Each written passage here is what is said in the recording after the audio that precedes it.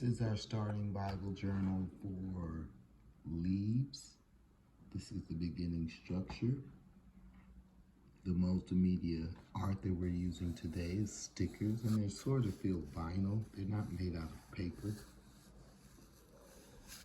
And then we're going to talk about mint, some of its properties, what it's good for, what it's used for. Leaves are physical and spiritual regeneration. Leaves can be used for covering, wrapping.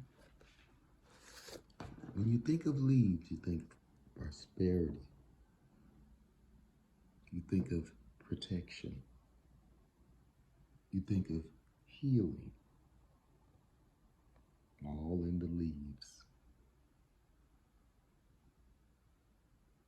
You were meant to be. Stay tuned for more about the leaves. We're going to be filling in and adding colors so that our Bible journaling can come alive. And we'll also be talking about the scriptures that are listed under each topic. Stay tuned.